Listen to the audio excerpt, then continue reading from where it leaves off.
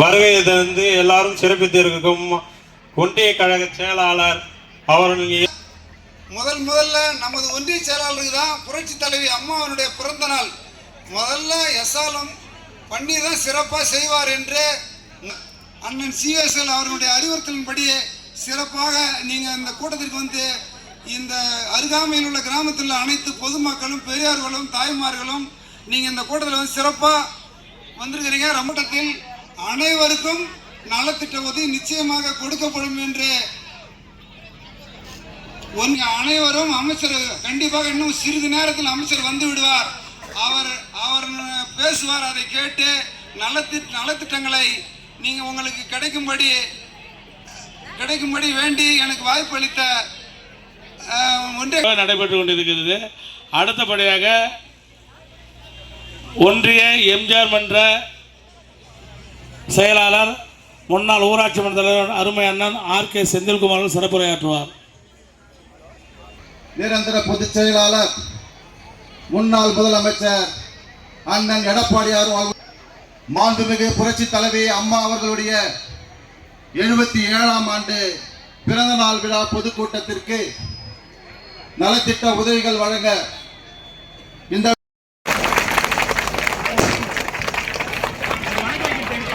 மாண்புமிகு இதய தெய்வம் கழக பொதுச் செயலாளர் அண்ணன் எடப்பாடியார் அவர்களின் ஆலோசனைப்படியும் நம்முடைய விழுப்புரம் மாவட்ட கழகத்தின் விடிவெள்ளியும் நம் மண்ணின் மைந்தரும் எங்களை எல்லாம் வழிநடத்தும் விழுப்புரம் மாவட்ட முன்னாள் அமைச்சரும் இந்நாள் வழிகாட்டுக்குழு உறுப்பினரும் இந்நாள் மாநிலங்களவை உறுப்பினரும் என் பாசமிகு என் குடும்ப குலதெய்வமாகிய அண்ணன் சிவிஎஸ் அவர்களை வருக வருக என வரவேற்கிறேன். அண்ணன் சிவிஎஸ் வராறு என்றவுடனே ஒவ்வொரு ஊராட்சியில் இருக்கிற கிளைக்கழக நிர்வாகிகள் ஒரு ஆர்ப்பரிப்போட ஒரு உற்சாகத்தோட இந்த கூட்டத்துக்கு வந்ததுக்கு உங்கள் மனமார்ந்த நன்றியை தெரிவித்துக் கொள்கிறேன். உங்கள் பாதம் தொட்டு வணங்கி வருக வருக என வரவேற்கிறேன். மாண்புமிகு முன்னாள் முதலமைச்சரும்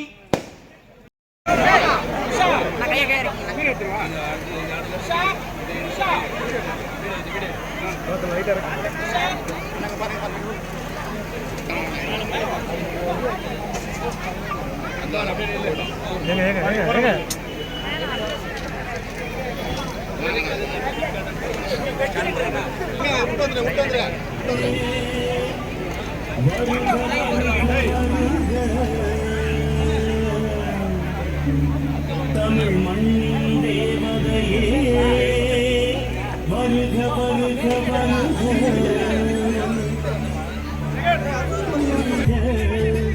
உன் மனம் இன்னொரு பொன்மனம் தானே, உன் மனம் இன்னொரு பொன்மனம் தானே. எங்கள் உள்ளத்தில் ஊறிய செங்கல் தேனே,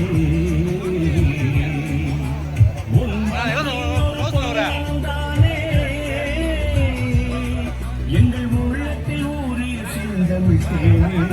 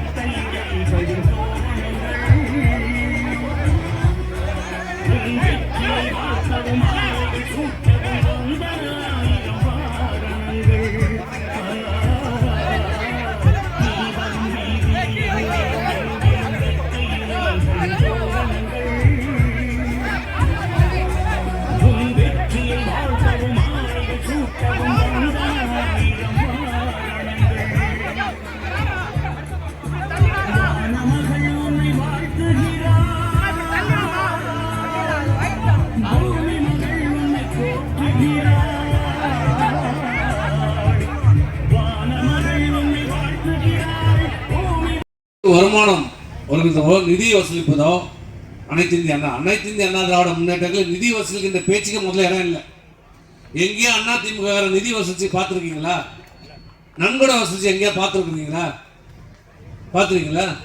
இது வரைக்கும் கிடையாது, கிடையாது கிடையாது. ஆனால் மற்ற கட்சியில் பாருங்க, எதுக்கு எடுத்தாலும் நோட்டு தூக்கி வந்துடுவோம் பஸ்ஸுக்கு. குறிப்பாக திமுக அந்த கலாச்சாரத்தை ஆரம்பித்து வச்சதே கோபாலபுரத்து குடும்பம், கருணாநிதி குடும்பம் தான். உண்டியில் வச்சு வசூல் பண்ணுறது, நிகழ்ச்சிக்கு ஏற்ற மாதிரி வசூல் பண்ணுறது. கருணாநிதி பிறந்தனால தான் பெரிய அண்டாவை வச்சுருவாங்க, ஏன்னா பெருந்தலைவர் இல்லை அவர், பெரிய அண்டாவை வச்சு வசூல் பண்ணுவாங்க. நீ பணம் கொடுக்கணும்னாலும் பாக்கெட்டில் விட்டு பணம் எடுத்துப்பார். இது நிறைய பேர் பார்த்துருப்பீங்க, எல்லாருக்கும் தெரியும். பாக்கெட்டில் விட்டே கருணாநிதி பணம் எடுத்துருவார், எடுத்து உண்டியில் போட்டுருவார். அதுமாரி. ஆனால் அனைத்து இந்திய அண்ணா திராவிட முன்னேற்ற கழகம் மட்டும்தான். அது எம்ஜிஆருடைய பிறந்த நாளாக இருக்கட்டும், மன்மு அம்மாவுடைய பிறந்த நாளாக இருக்கட்டும், அந்த நிகழ்ச்சி என்பது பிறந்த நாளை கொண்டாடுவதற்காக இல்லை, பிறந்த நாளை முன்னிட்டு அந்த நிகழ்ச்சியை முன்னிட்டு தமிழ்நாட்டுடைய ஏழை எளிய மக்கள், குறிப்பாக தாய்மார்கள், மாணவர்கள், விவசாயிகள், ஊனமுற்றவர்கள், இப்படி சமுதாயத்தில் மிகவும் பின்தங்கி இருக்கிற மக்களுக்கு ஏதாவது முடிந்த அளவுக்கு உதவிகளை செய்கின்ற ஒரு நாளாக தான் இந்த நாள் பார்க்கப்படுகிறது. செய்து கொண்டிருக்கிறோம், இத்தனை காலமாக செய்து கொண்டிருக்கிறோம். ஆளுங்கட்சியாக இருந்தாலும் சரி, எதிர்கட்சியாக இருந்தாலும் சரி, மக்களை சந்திக்கின்ற தைரியம் உள்ள ஒரு இயக்கம் அதிமுக. ஆளுங்கட்சியில் தான் வருவாங்க சில பேர், தைரியமா அப்படியே மாற வீசின்னு வருவாங்க. எதிர்கட்சியா இருந்தா எங்க இருக்காங்கன்னே தெரியாது. ஆனா அதிமுக ஆளுங்கட்சியாக இருந்தாலும் சரி, எதிர்கட்சியாக இருந்தாலும் சரி, என்றைக்கும் மக்களோடு நின்று பாடுபட்டுக் கொண்டிருக்கிற இயக்கம் எம்ஜிஆருடைய கட்சி, அம்மாவுடைய கட்சி. அப்படிப்பட்ட இயக்கம்,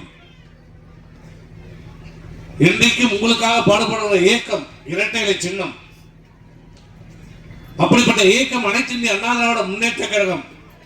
இன்றைக்கு மாண்புமிகு அம்மா கொண்டு வந்த இந்த ஏழை எளிய மக்களுக்காக, அவர்கள் ஆண்ட காலத்திலே தமிழகத்திலே குறிப்பாக தாய்மார்கள் உடைய முன்னேற்றத்துக்காக பல்வேறு திட்டங்களை நிறைவேற்றி கொடுத்த தலைவர் மாண்புமிகு அம்மா அவர்கள். வசதி படைத்த குடும்பத்தில் என்னென்ன வசதிகள்லாம் கிடைக்கிறதோ, அவருக்கு என்ன வசதி வாய்ப்புகள்லாம் கிடைக்கிறதோ, அனைத்து வசதிகளும் வாய்ப்புகளும் இந்த தமிழகத்துடைய கிராமப்புறத்தில் இருக்கிற தாய்மார்களுக்கு கிடைக்க வேண்டும் என்று நல்ல எண்ணத்திலே பல்வேறு திட்டங்களை நிறைவேற்றி கொடுத்து பாடுபட்டவர் புரட்சித் தலைவர் அம்மா அவர்கள். வசதி படைத்த மாணவனுக்கு என்னென்னலாம் பள்ளியிலே கிடைக்கிறதோ அனைத்து வசதிகளும் அந்த கிராமப்புறத்தில் இருக்கிற ஏழை எளிய விவசாய மாணவர்களுக்கும் அந்த வசதிகளும் வாய்ப்புகளும் கிடைக்க வேண்டும். நல்ல கல்வி பெற வேண்டும், சமுதாயத்தில் ஒரு நல்ல மாணவனாக வர வேண்டும், நல்ல அந்தஸ்திலே வர வேண்டும் என்ற நல்ல நோக்கத்திலே அந்த பள்ளியில் படிக்கிற மாணவ மாணவிகளுக்கு காலில் போகிற காலனியிலிருந்து மடிக்கணிவனை வழங்கிய ஒரே தலைவர் புரட்சித் தலைவர் அம்மா அவர்கள். இன்னைக்கு எல்லாம் கிடைக்குதா? மிக்சி, கிரைண்டர், ஃபேன் கொடுக்குறாங்களா? எல்லாருக்கும் கொடுத்தாங்க அம்மா. தகுதி பார்த்தா கொடுத்தாங்க, தகுதி வாய்ந்த மகளிருக்கு. இப்ப இந்த அரசாங்கம் நீங்களாம் ஓட்டு போட்டு தேர்ந்தெடுத்தீங்க, இந்த திமுக நல்லவன். இந்த நாட்டை இன்றைக்கு ஆண்டு கொண்டிருக்கிறார்களே திமுக. அன்றைக்கு சொன்னாரு ஸ்டாலின் தான் வராது, என்ன தர போறாரு, அல்வா தான் கொடுத்தாரு. நான் சொல்ல, அவரே சொல்லிக்கிறார். 4 வருஷம் கழிச்சு என்ன ஆச்சு? 525 வாக்குறுதி கொடுத்து என்ன ஆச்சு? அனைவருக்கும் ஓய்வூதிய மகளிர் உதவித்தொகை தரேன்னு சொன்னி 1000 ரூபாய் என்ன ஆச்சு? கேஸுக்கு மானியம் தர நீ என்ன ஆச்சு? பெட்ரோல் டீசல் குறைக்கிற நீ என்ன ஆச்சு? அரசு ஊழியர்களுக்கு பழைய ஓய்வூதிய திட்டம் தர நீ என்ன ஆச்சு? இப்படி பல்வேறு திட்டங்களை சொன்ன அந்த ஸ்டாலின் தான் வராரு, விடியில் தான் தரன்னு சொன்ன ஸ்டாலினை கேட்டா 4 வருஷம் கழிச்சு இப்ப சொல்லியிருக்கிறார். என்ன சொன்னாரு? திருநெல்வேலிக்கு போயிட்டு இருட்டு கடை அல்வால போயிட்டு, இதான் அல்வாலி அல்வா, பெஸ்ட் அல்வா, நீங்க எல்லாம் சாப்பிடுங்க. இதுதான் இந்த 4 ஆண்டு காலத்துல இந்த தமிழ்நாட்டுடைய முதலமைச்சராக பொறுப்பேற்றிருக்கிற ஸ்டாலின் தான் வராரு, விடியில் தான் தரான்னு சொன்ன வார்த்தை அல்வா கொடுத்துருக்கிறார் கட்சியா உங்களுக்கு எல்லாருக்கும். திருநெல்வேலி, அது திருட்டு கடை அல்வா, அதுலயும் திருட்டு கடை அல்வா, இருட்டு கடை அல்வா. இந்த திருடனுங்க தான் இருட்டுல போவானுங்க. கடைசியா கொடுத்த இந்த மக்களுக்கு அல்வா போதுமா, சாப்பிடுங்க, எல்லாரும் வாங்கி சாப்பிடுங்க. எந்த திட்டத்தையும் நிறைவேற்றல. தகுதி பார்த்து கொடுத்தாங்களே அம்மா, மிக்சி கிரைண்டர் ஃபேன் கொடுத்தாங்களே, 2 கோடி.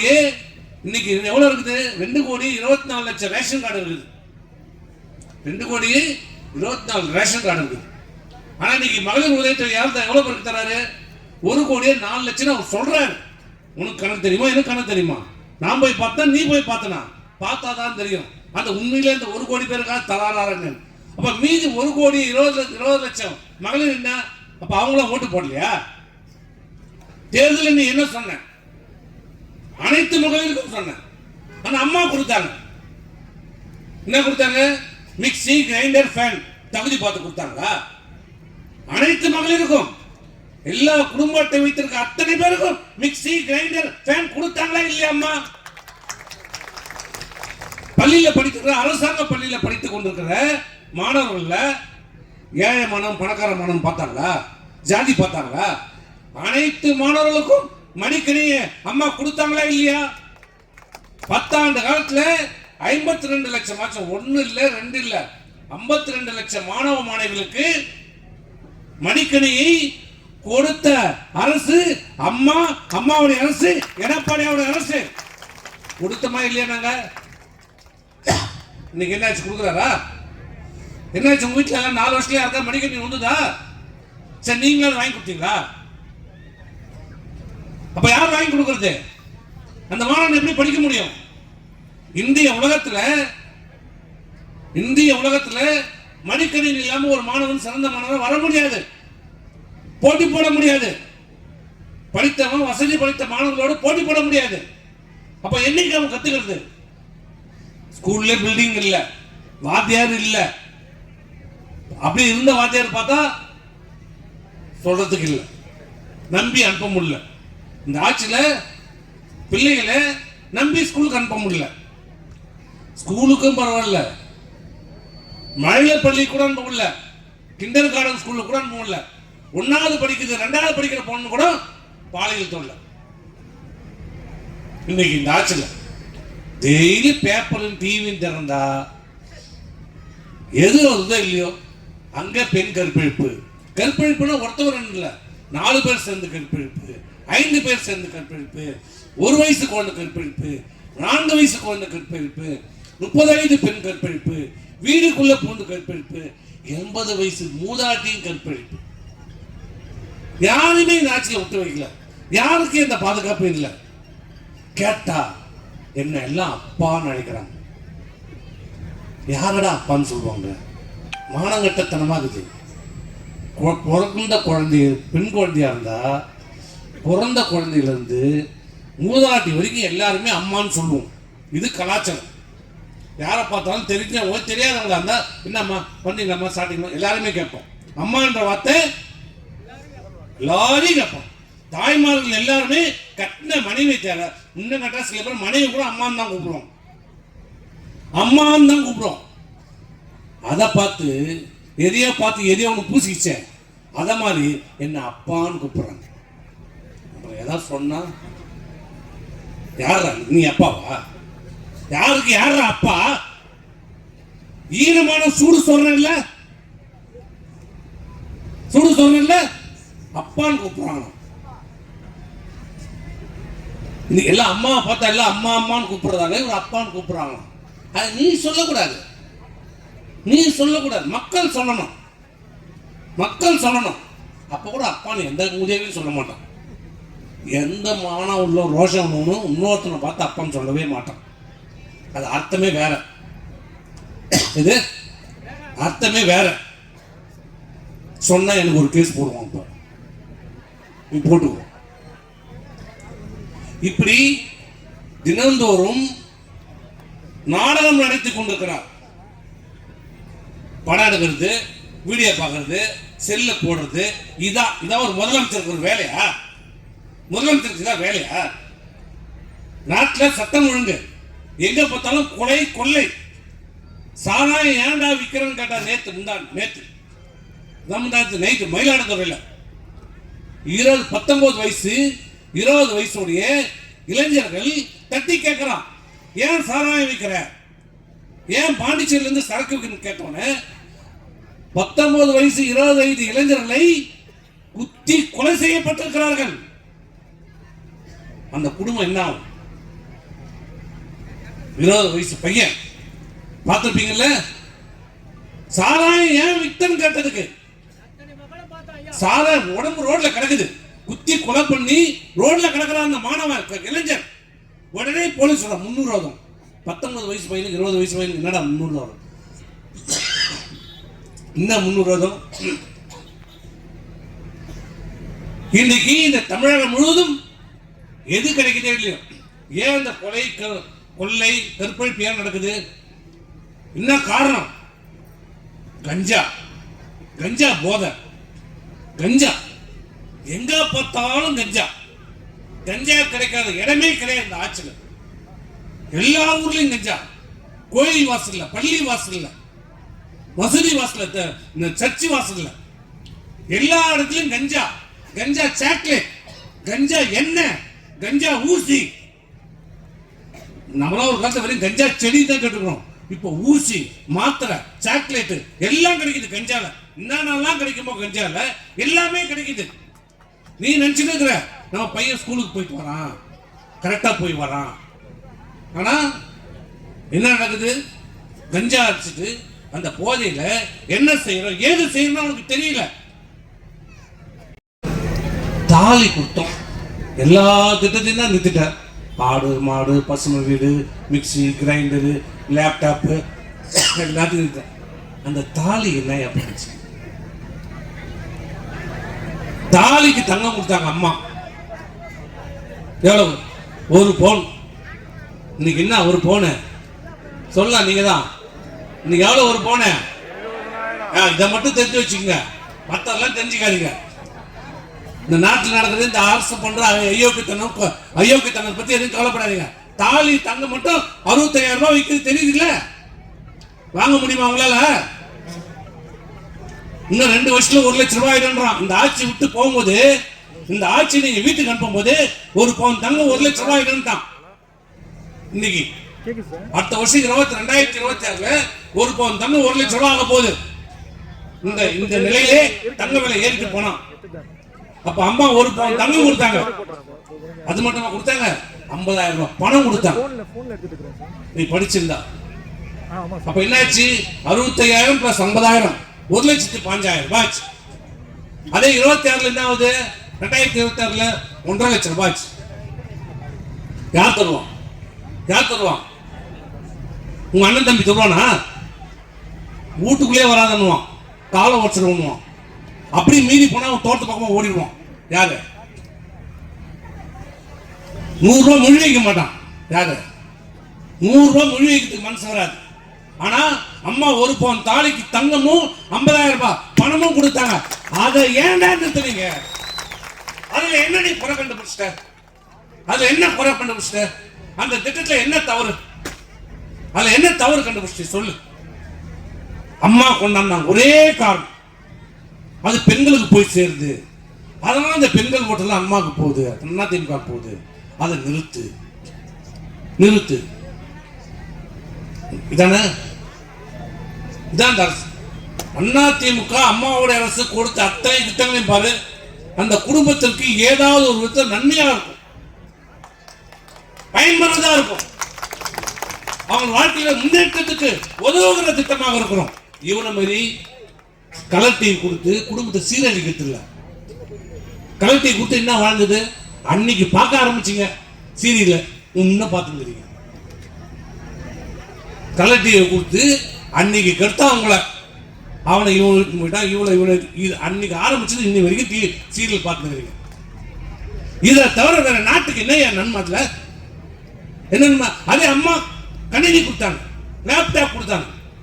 கலர் டிவிக்கும் கணினிக்கும் வித்தியாசம் என்ன? உன் பையன் நல்லா படிச்சான், உலக அறிவை பெற்றான், அதுலேயே சினிமாவும் பார்த்துக்கலாம், எல்லாத்தையும் பார்க்கலாம், எதை வேணாலும் பார்க்கலாம், அவன் அறிவை வளர்த்துக்கலாம். ஆனால் இவன் ஒரு 1500 ரூபாய் டிவி கொடுத்துட்டு 5 வருஷத்துல 8000 கோடி ரூபாய் அந்த கேபிள் டிவி வாங்கி போயிட்டான். யார் கேபிள் டிவி நடத்துறது? இவங்க தான், சன் டிவி வாங்கி போயிட்டான். இதுதான் இந்த அரசு மக்களை பற்றியோ உங்களை பற்றியோ சிந்தனை இல்லாத ஒரு அரசு. முதல்ல நாட்டில் என்ன நடக்குது என்பது இன்னைக்கு முதலமைச்சருக்கு தெரியல. அவர் கற்பனை உலகத்தில் இருக்கிறார். இந்த உலகத்திலே அவர் இல்லை, இந்த உலகத்திலே இல்லை, அவர் மாயா உலகத்தில் இருக்கிறார். நீங்களாம் அப்படியே பாலாறு ஓடுது, தேனாறு ஓடுது, மக்கள் சந்தோஷமாக பேசத்தெல்லாம் பார்த்தீங்களா?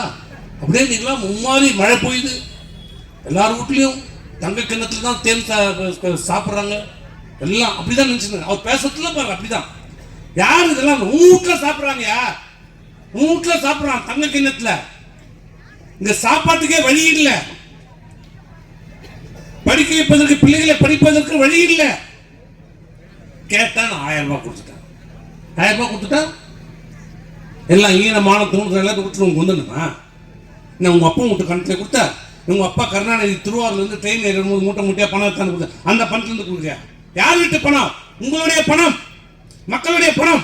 நீங்க இந்த அரசாங்கத்துக்கு வரியாக கட்டுகிற பணம். 1000 ரூபாய் கொடுத்துட்டா இவர் செய்கிற எந்த தவறையும் நம்ம கண்டுக்கூடாதா? தினம் கொள்ளடிப்பாங்க, கற்பழிப்பாங்க, சாராயம் இருப்பான், கஞ்சா இருப்பான், விவசாயிகளை பிடிச்சி குண்டா சட்டத்தில் போடுவேன், மாணவர்களுக்கு எந்த திட்டத்தையும் கொடுக்க மாட்டேன், பள்ளிக்கூடம் கட்ட மாட்டேன், சாலை போட மாட்டேன், புது பஸ் விட மாட்டேன், எதுவுமே செய்ய மாட்டேன். கேட்டா 1000 ரூபாய் கொடுத்துட்டேன். என்னையா ஒரு 1000 ரூபாய் கொடுத்துட்டதுக்காக ஈனமானவனுக்கு சுடு சொல்லணுமா? அந்த 1000 ரூபாய் எல்லாரும் கொடுத்துட்டியா? தயவு செய்து சிந்தித்து பாருங்க. இந்த அரசு கிழிச்சா நீ வெள்ளன்னு வாரத்துக்கு போட்ட வெள்ளன்னு வாங்க வந்துதா? நான் கேட்கிறேன், 2 விஷயம் மட்டும் கேட்டுக்கிறேன். அம்மா ஆட்சிக்கும் உங்க ஆட்சியும் கேட்டுக்கிறேன். இது மெட்ராஸ்ல வெள்ளம் வந்தது போன வருஷம். மெட்ராஸ்ல வெள்ளம் எங்க வந்தது?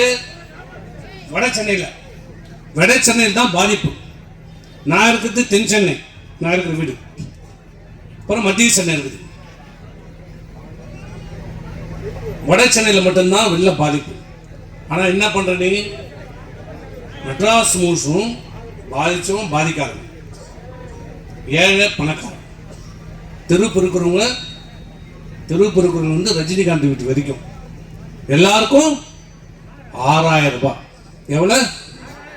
6000 ரூபாய் கொடுக்குறேன். 2 விஷயம் புரிஞ்சுங்க. மெட்ராஸ்ல எல்லாருக்கும் கொடுக்குற 6000 ரூபாய். ஆனா இங்க வெள்ளம் பாதிக்குது. 10 நாளா மழை, வீட்டை விட்டு வெளில வர முடியல, வேலைக்கு போக முடியல, கூலி வேலைக்கு போக முடியல, சாப்பாட்டு வேலை. வேலைக்கு போனா கூலிக்கு வந்தா தானே வேலை, சாப்பாடு. வேலைக்கு போக முடியல, கூலி வேலை செய்ய முடியல, நிலம் பாதிச்சாலும் வெளியில போக முடியல. ஆனா என்ன பண்ற நீ? அறிவிச்சது விழுப்புரம் மாவட்டம், கடலூர் மாவட்டம், கள்ளக்குறிச்சி மாவட்டம் அனைவருக்கும் சொன்னது 2000 ரூபாய். மெட்ராஸ்ல என்ன சொன்ன? மெட்ராஸ்க்கு 6000. ஆனால் விழுப்புரம் மாவட்டத்தில் மட்டும் இங்கதான் மழை அதிகம். நம்ம மாவட்டத்தில் அதுவும் மயிலத்துல தான் அதிகபட்சம் 52 சென்டிமீட்டர் மழை பெய்யுது. மயிலத்துல ஊத்துறாங்க, 8 கிராமத்துக்கு தான் பணம். இங்க வந்துச்சு எல்லாருக்கும் 2000 ரூபாய் கொடுக்குறேன். ஏன் மெட்ராஸ்க்கு 6000, இங்க 2000? ஏன் நம்மள 2ஆம் தர குடிமக்களா? மெட்ராஸ்ல இருக்கிறவனுக்கு 1 ஓட்டுனா உனக்கும் 1 ஓட்டு தான். நீ போட்டாலும் சொல்லணும், அவன் போட்டாலும் சொல்லணும். அப்ப நம்ம 2ஆம் தர குடிமக்களா? மெட்ராஸ்ல இருக்கிறவங்க ஒஸ்தி, இந்த விக்கிரவாண்டியில் இருக்கிறவங்க, இந்த ஊர்ல இருக்கிறவங்க, இந்த அசோகத்தில் இருக்கிறவங்க என்ன கேவலமானமா? நம்மளாம் தாழ்த்தப்பட்டவங்களா? சீண்டத்தப்பாதவங்களா? ஒதுக்கப்பட்டவங்களா? நீ என்ன பிச்சை போடுறியா? என்ன பிச்சை போடுறியா? யார் விட்டு பணம்? உங்களுடைய பணம், உங்களுடைய வரி பணம். ஒரு கண்ணில் வெண்ணெய், ஒரு கண்ணில் சுண்ணாம்பு.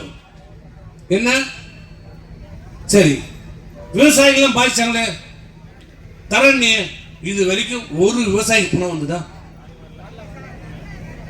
தப்பி தனி ஒரு பத்திரிகை இருக்கு, தினமலர்னு ஒரு பத்திரிகை இருக்குது. அது திமுக அடிமை பத்திரிகை, திமுகவுடைய கொள்கை பரப்பு செயலாளர் பத்திரிகை, அது தினமலர். அந்த தினமலர்ல தெரியாம, அவனுக்கு தெரியாம போட்டான் ஒரு செய்தி. பார்க்கல பழகுது அந்த ஓனர் இந்த செய்தியை. அவர் பார்க்காம ஒரு செய்தி வந்துச்சு, என்னன்னா படம் காட்டுறாங்களே தவிர பணம் வரல. யாரு? திமுகவுக்கு கொள்கை பரப்பு செயலாளர் இருக்கிற தினமலர் பத்திரிகை, திமுக தாங்கி பிடிக்கிற தினமலர் பத்திரிகை, அந்த பத்திரிகையே போடுது என்னன்னு, படம் காட்டுறாங்க ஆனா பணம் வரல. பணம் வந்துச்சா? எவ்வளவு நாள் ஆச்சு? மழை பெஞ்சு இது 2 மாசம் ஆகும், இன்னும் பணம் வரல. பணம் வரல. ஆனா இதுக்கு கொடுக்க பணம் இல்லை. யாருக்கு? விவசாயிகள் கொடுக்க பணம் இல்லை. வெள்ளத்தில் பாதிக்கப்பட்டது மெட்ராஸ் 6000 கொடுக்குறேன், இங்க 2000 தர பணம் இல்லை. ஆனா இப்ப ஒரு 20 நாளைக்கு முன்னாடி அவங்க அப்பா கருணாநிதி பேர்ல நாட்டுக்கு சுதந்திரம் வாங்கி கொடுத்த கருணாநிதி, இந்த இந்தியாவுக்கும் தமிழ்நாட்டுக்கும் சுதந்திரம் வாங்கி கொடுத்த தியாகி கருணாநிதிக்கு பேர்ல 550 கோடியில பெரிய மண்டபம் கலையரங்கம் கட்டுறாங்க சென்னையில. இப்ப தேவையாது. இதுக்கு மட்டும் எங்கிருந்து பணம் வருது? இதுக்கு மட்டும் 550 கோடி எங்கிருந்து வருது பணம்? விவசாயிகளுக்கு, பாதிக்கப்பட்ட விவசாயிக்கு நிவாரணம் கொடுப்பதற்கு பணம் இல்லை. உங்க அப்பா பேர்ல கலையரங்கம் கட்டுவதற்கு மட்டும் 550 கோடி ரூபாய் எங்க வருது? இதுதான் இந்த அரசாங்கத்துடைய லட்சணம். இந்த முதலமைச்சருடைய ஆட்சியினுடைய நிர்வாகம். மக்களை பற்றி துளியும் சிந்தனையில்லாத அரசு இன்றைக்கு நடைபெற்றுக் கொண்டிருக்கிறது. ஆகவே வருகை தந்திருக்கின்ற பிரிவுகளே, தாய்மார்கள், இந்த அரசு விரைவிலே வீட்டுக்கு அனுப்பப்பட வேண்டிய அரசு. இன்னும் சட்டமன்ற தேர்தலுக்கு சரியாக இன்னும் 10 மாத காலம் தான் இந்த இருக்கிறது. இந்த அரசு செய்ய தவறு இருக்கிற அனைத்தையும் சீர்தூக்கி பார்த்து ஏழை எளிய மக்கள் வாழ வேண்டும் என்றார், அவர்களுக்கு தேவையான பிரச்சனைகளை சரி செய்ய வேண்டும் என்றார், உங்களுக்காக பாடுபடுகின்ற ஒரு இயக்கம், ஒரு ஆட்சி வர வேண்டும் என்றார். வரவிருக்கின்ற சட்டமன்றத்தில் மீண்டும் அம்மாவுடைய அரசு, மீண்டும் எம்ஜிஆருடைய அரசு, இரட்டை சின்னம் எடப்பாடியார் தலைமையில் அமைவதற்கு நீங்கள் அனைவரும் பாடுபட வேண்டும் என்று கூறி வருகை தந்த அனைவருக்கும் நன்றி கூறி விடைபெறுகிறேன். நன்றி, வணக்கம். இதுதான் காரணம். முழுக்க இன்றைக்கு தமிழகத்திலே இந்த சட்டம் ஒழுங்கு சீரழிவுக்கு, கொலை, கொள்ளை, கற்பழிப்புக்கு காரணம் தங்கு தடையற்ற போதை விற்பனை, கஞ்சா விற்பனை. அதை தடுக்க வக்கில்லாத, துப்பில்லாத இந்த தமிழ் காவல்துறையை கையில் வைத்திருக்கிற முதலமைச்சர். காவல்துறை எப்படியா இருக்கும்? காவல்துறைக்கு என்ன? காவல்துறையுடைய பணி என்ன? மக்களை காப்பாற்றுவது. கொலை, கொள்ளை, கற்பழிப்பு இருந்து மக்களை காப்பாற்றுகிற கடமை காவல்துறைக்கு. அந்த காவல்துறைக்கு இன்னைக்கு பாதுகாப்பு இல்லை. காவல் நிலையத்துக்கு உள்ள போந்து பெண் காவலரை அடித்து உடைக்கிறான். பெண் காவலர் நடந்தது டிவியில பாத்தீங்கல்ல? அதை விட கேவலம், காவல்துறை உயர் அதிகாரி டிஜிபி ஒரு 10 பேர் 15 பேர் இருப்பாங்க. டிஜிபி சட்டம் ஒழுங்கை காப்பாற்றுறதுக்கு ஒரு டிஜிபி இருப்பார். நல்ல டிஜிபி தமிழ்நாட்டுக்கு இது வரைக்கும் தமிழக வரலாற்றிலே கிடைக்காத ஒரு டிஜிபி சங்கர் சிவான் ஒருத்தர் இருக்கிறார். அவர் வந்ததுக்கு அப்புறம் தான் இந்த தமிழ்நாடே இன்னைக்கு இப்படி இருக்குது. போதை கலாச்சாரமா மாறி அவரை போன்ற அவருடைய தகுதியை போல டிஜிபி இருக்கிற ஒரு லேடி, பெண் டிஜிபி, அவருக்கு என்ன அதிகாரம் இருக்கிறதோ அதே படிப்பு, அதே பதவி ஒரு பெண் டிஜிபி கமலா நாயக், கல்பனா நாயக், பெண் டிஜிபி. பெண் காவலர்களை தேர்ந்தெடுக்கிற அந்த துறையினுடைய தலைவராக இருந்திருக்கிறார். போலீஸ், எஸ்ஐ, இன்ஸ்பெக்டர் தேர்ந்தெடுக்கிறாங்க பாருங்க. அந்த தேர்ந்தெடுக்கிறதுல அந்த கல்பனா நாயக் பெண் டிஜிபி, உயர் அதிகாரி, தமிழகத்திலே உச்சபட்ச அதிகாரி பொறுப்பில் இருக்கிறாங்க. அவங்க சொல்றாங்க, என்னை கொலை செய்வதற்கு, என்னுடைய அலுவலகத்திலே என்னை கொலை செய்வதற்கு முயற்சி செய்யப்பட்டிருக்கிறது. அவருடைய அலுவலகம் தீக்கரையாக்கப்பட்டிருக்கிறது. நாம சொல்லல, நான் சொன்னா பொய் சொல்றோம். யாரு? அவங்களே சொல்லியிருக்காங்க. யாரு? அந்த டிஜிபி என்னை கொலை செய்வதற்கு இந்த காவல்துறையிலே தேர்வு செய்யப்பட்டதிலே முறைகேடு நடந்திருக்கிறது, தவறு நடந்திருக்கிறது. இடஒதுக்கீடு கடைபிடிக்கப்படவில்லை என்று சுட்டிக்காட்டிய காரணத்திற்காக என்னை கொலை செய்வதற்கு நான் அமர்ந்திருக்கிற இறக்கையிலே தீ வைத்து கொளுத்தப்பட்டிருக்கிறது. நான் கொஞ்சம் காலதாமதாக சென்றதால் நான் உயிர் தப்பியிருக்கிறேன் என்று சொல்றான். அப்புறம் எங்கே உங்களுக்கு சாதாரண மக்களுக்கு பாதுகாப்பு? காவல்துறையை சேர்ந்த உயர் அதிகாரி, பெண் அதிகாரி கல்பனா நாயகி அவர்களுக்கு ஒரு பாதுகாப்பு இல்லை என்ற போது சாதாரண மக்களுக்கு உங்களுக்கு எப்படி இந்த ஸ்டாலின் அரசு பாதுகாப்பு கொடுக்கும்? இதுதான் இந்த ஆட்சியில் நடக்குது. யாருக்கு எந்த நன்மையும் இல்லை. விவசாயிகள் பிரச்சனை எல்லாம் தீர்ந்துருச்சா? எல்லாம் தீர்ந்துருக்காரா விவசாயிகளுக்கு? உங்களுடைய பொருட்களுக்கு விலை கிடைக்குதா? விவசாயிகள் விளைவிக்கிற பொருளுக்கு விலை கிடைக்கிறதா? கூலி உயர்ந்திருக்கிறதா? 100 நாள் வேலை 150 நாள் தரேன்னு சொன்னாரு. 150 நாள் தரவா உதவிங்களா? அந்த 100 நாளாவது தராங்களா? 150 நாள் தரவானா?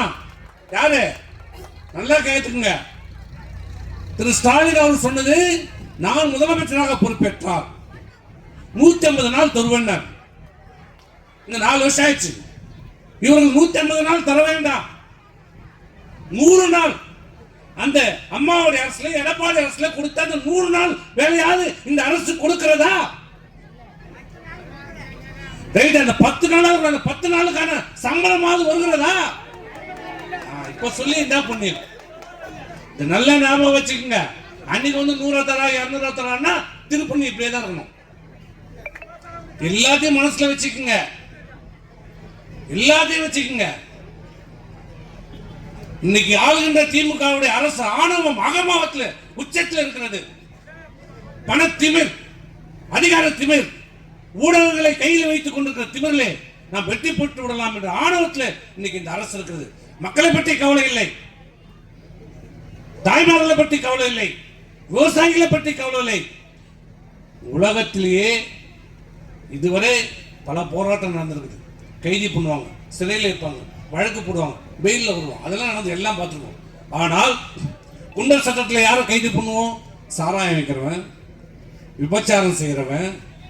நல்லா கேட்டுங்க, குண்டர் சட்டத்தில் யாரை கைது செய்வோம்? சாராயம் வைக்கிறவன், விபச்சாரம் பண்றவன், பெருங்குற்றங்களை செய்கிறவங்க, இந்த வெடிகுண்டு நக்சல் அப்படிப்பட்டவர்கள் தான் குண்டர் சட்டத்தில் கைது செய்யணும், செய்வாங்க. இது வரைக்கும் எல்லா அரசாங்கம் செய்திருக்கிறது, செய்வாங்க. ஆனால் முதல் முறையாக சொல்லுவாங்களே, இந்த டிவியில் பார்க்கல, உலகத்திலே முதல் முறை என்ன படம் சொல்லுவாங்களே, ஒரு வசனம் சொல்லுவாங்களே, உலகத்திலே முதல் முறையாக இந்த சன் டிவியில், கலைஞர் டிவியில் சொல்லுவாங்க, உலகத்திலே முதல் முறையாக இந்த திரைப்படம் கொடுக்கும். அது மாதிரி உலகத்திலேயே முதல் முறையாக விவசாயிகளை குண்டர் சட்டத்தில் கைது செய்த அரசு இந்த ஸ்டாலின் அரசு. என்ன பண்ணா அந்த விவசாயி என்ன பண்ணான்? நான் பாடுபடுற நிலம், என் நிலத்தை எடுக்காத, என் நிலத்தை எனக்கு கொடு, என் நிலத்தை பறிக்காத, எனக்கு அதுதான் சோறு போடுது, அதுதான் என்ன வாழ வைக்குது, அந்த நிலத்தை பறிமுதல் செய்யாதன்னு போராடுறான். வேற என்ன சொன்ன? வேற ஒண்ணும் கேட்கலாமா? என் நிலத்தை எடுக்காத, என் நிலத்தை எனக்கு கொடு, நீ அதை பறிச்சு முதலாளிக்கு கொடுக்காத, பெரிய பெரிய அதானி பெரிய பெரிய கம்பெனிகளுக்கு கொடுக்காத, நான் எங்க போவேன்? நீ கொடுக்குற அந்த 50,000 20,000 10 நாள் 20 நாள் செலவு பண்ணிட்டு அப்புறம் நான் எங்க போறது? நான் எங்க வேலைக்கு போவேன்? என் பசங்களை எப்படி காப்பாற்றுவேன்? குடும்பத்தை போராடுறான். நீ கொடுக்காட்ட போ, இல்ல கைது பண்ணி விட்டு. ஆனா அப்படிப்பட்ட விவசாயிகளை குண்டர் சட்டத்தில் கைது செய்த அரசு இந்த ஸ்டாலின் அரசு. விவசாயிகளே நன்றாக ஞாபகத்தில் வைத்துக் கொள்ளுங்கள். இப்படி அனைத்து தரப்பு மக்களையும்